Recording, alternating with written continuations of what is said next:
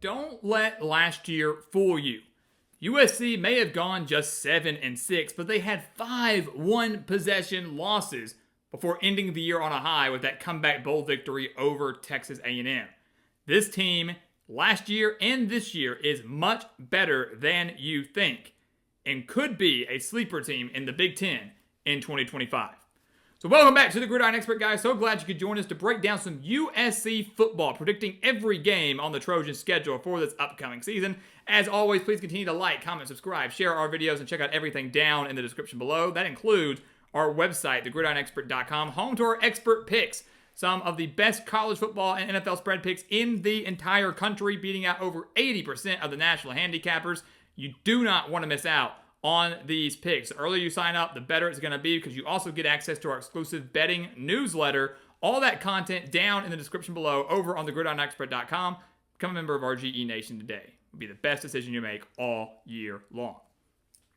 So let's get into this. I'm very, very excited for this USC team. We mentioned 5 one-possession losses, man. You look at the year on a recap. 7-6 certainly was kind of disappointing in their first year in the Big Ten. Easily could have been 11-1, right? They lost by 3 to Michigan on a touchdown with 37 seconds left. They lost by 7 to Minnesota. They lost by 3 to Penn State in double overtime. They lost by 1 to Maryland, allowing a touchdown with 53 seconds left. They lost to Washington by 5, getting stopped on downs at the Washington 1 and the Washington 14 in the final 8.5 minutes. And they allowed 2 99-yard plus pick sixes to Notre Dame in a 14-point loss to the Fighting Irish. Was almost a completely different year for Lincoln Riley and the Trojans. So you look at last year on paper and you go, 7-6, probably going to be the same this year. You take a deeper dive and you realize USC could be something special, especially with all the talent they have coming back. 9 starters back on the offensive side of the ball, including quarterback Jaden Mayava, who stole the job away from Miller Moss. When he did so, threw for over 1,200 yards and 11 touchdowns, and he's going to be set up for great success under Lincoln Riley, now as the full-time starter. Gets his top 2 wide receivers back in Mekhi Lemon, who had 764 yards last year, and Jacoby Lane, who had over 500 reception yards and 12 touchdowns last year. They add Eli Sanders at running back from Iowa State. They add JUCO star Wayman Jordan in at running back as well. And the very strong offensive line that only allowed 15 sacks in 2024. Offense, per usual under Lincoln Riley, going to be just fine. Defensively, they took a massive step forward in 2024. 7 starters are back after improving by 10.3 points per game. They went from 34.4 points per game in 2023 to 24.1 in 2024. A fantastic job by USC. They do lose 4 of their top 5 tacklers from last year, but the defensive line looks to be really, really solid once again. Anthony Lucas is up front. Jamal Jarrett comes in from Georgia. Devin Tompkins there as well. They do have to improve their rushing defense. They gave up 141 rushing yards per game last year and really didn't have much of a pass rush, only racking up 21 sacks last season. But I think that's going to improve with the guys they have up front on that defensive line. Eric Gentry comes in at linebacker, leads the way once again in that core. And the secondary is anchored by Kamari Ramsey and a handful of other key transfers. This USC team, guys, has the capability to be really, really special in 2025. And when you look at their schedule, you realize that could also be the case, right? Because I'm telling you right now, USC is going to start 4-0 like that. What a easy cakewalk through the first nearly month of the season. Cruise past Missouri State, cruise past Georgia Southern, cruise past Purdue, who will be one of the worst teams in the Big Ten, and they get Michigan State, who will also struggle again, get them at home. So 4-0 before things really even get going. Then they go on the road to Illinois. That's their first true test and their first trip to Illinois since 1996.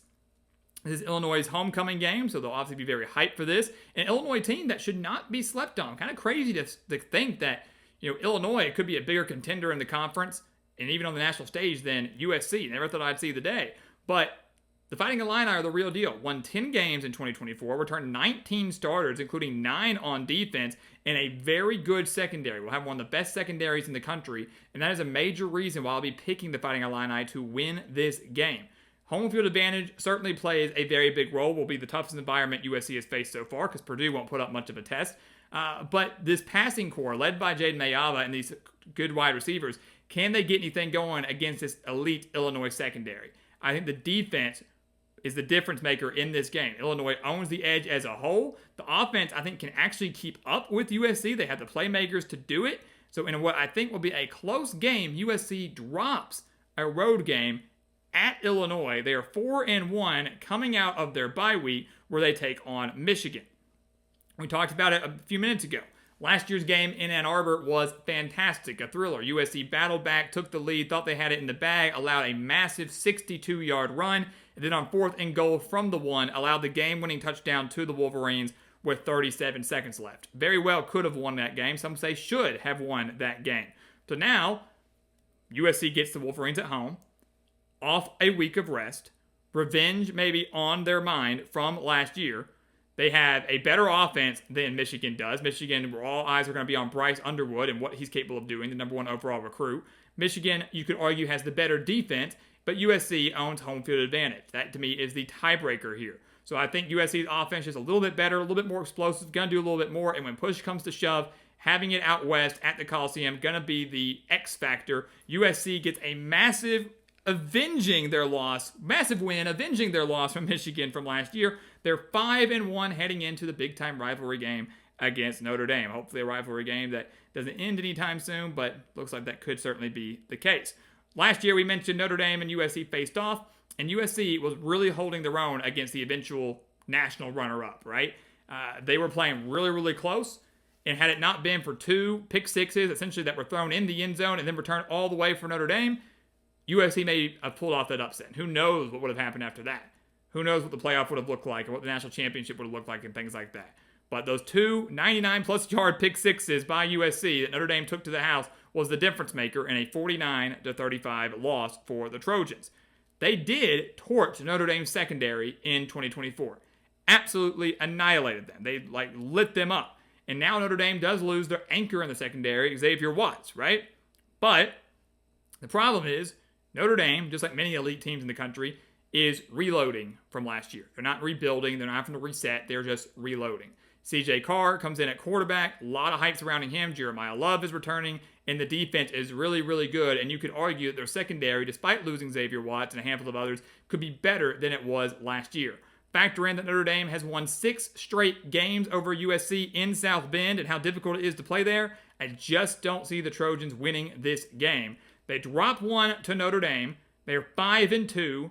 Coming out of their bye week, they go on the road to Nebraska. Another difficult road game, tough road environment, and a game that I think the Trojans also lose. They did beat Nebraska 28-20 in 2024. A really close game there, fun one to watch.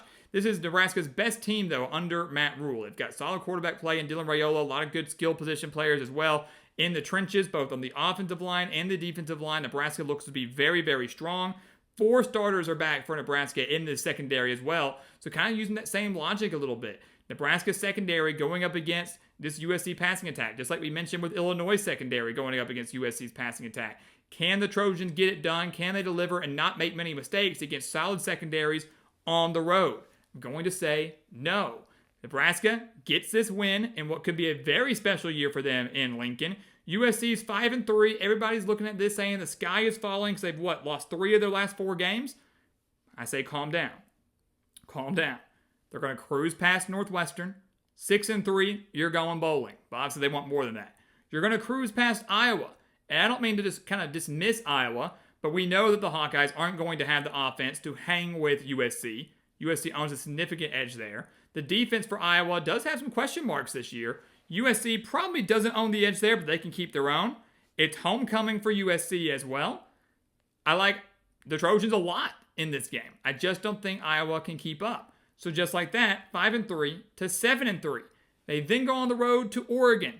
Only the second trip to Eugene since 2015. Keep in mind, these were Pac-12 conference members. Only the second trip there since 2015. Now a Big Ten conference game. The Ducks will take a bit of a step back. I don't envision them going undefeated in the regular season like they did last year. They have some questions now at wide receiver. Will Dante Moore end up panning out? A lot of questions surrounding that. And you could even argue, because of the unknown, that USC owns the quarterback edge with Jaden Mayava.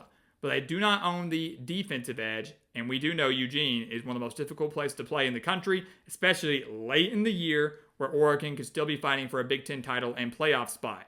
So I think Oregon has just a little bit too much across the board. Really tough environment. USC drops it. They're 7-4, but they win the battle for LA. They beat UCLA. They beat them 19-13 last year. I'm still not completely sold on the Bruins. Not sold on Deshaun Foster. Not sold on Nico Iamaleava. They will be better and more competitive than they were last year. That's for sure. They held their own with USC last year, only losing by 6. But at home on senior day with a better team from top to bottom, USC will win this game and finish the year at 8-4, 6-3 in conference play. Some would view that as a disappointment. And maybe you can bump them up to 9-3. Maybe you disagree with the loss at Nebraska. Maybe you disagree with the loss at Illinois. I will tell you, they will not win both of those games. At the best, they will split those games. They definitely, in my eyes, will not win at Oregon. They definitely will not win at Notre Dame. So maybe you have the other two and you split them and you make them 9-3. Still would not be good enough to get them to the college football playoff. It just wouldn't be. It just wouldn't be. 9-3, 7-2 might get them into the Big Ten championship, but probably not, considering you got Penn State and Ohio State and Michigan and guys like that. But look, 8-4, that is a 2-game improvement in the regular season from last year. Will get them to a solid bowl game in 2025, enough to save Lincoln Riley's job if he even was on the hot seat. Some people believe he could be. 8-4 is not the expectation in Southern California. They want a lot more than that. But in the very, very difficult Big Ten, that is a solid year, especially considering it's only their second year in the conference. Lincoln Riley will continue to have this team playing at a very high level. He will continue to have them relevant on the national stage, and next year could be the year they really, really take off. But for now, 8-4, big time improvement for the Trojans, just maybe not as much as the fans would like. So guys, as always, thank you so much for watching us here at the Gridiron Expert on YouTube. Make sure to continue to like, comment, subscribe, share our videos. Check out everything down in the description below. That includes our website, thegridironexpert.com, home to those expert picks, some of the best picks in the entire country for one of the lowest prices in the country. Home to our weekly newsletters. You need to jump on those as soon as you can. All that stuff there for you to take advantage of and become a member of our GE Nation. And once again, guys, as always, thank you so much for watching, and we'll see you next time right here on the Gridiron Expert. Yeah.